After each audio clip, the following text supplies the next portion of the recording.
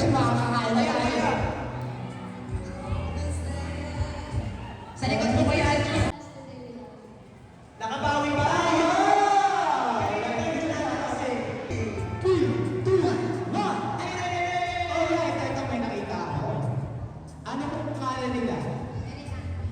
Ate Marian, ano po ang title ng kanta?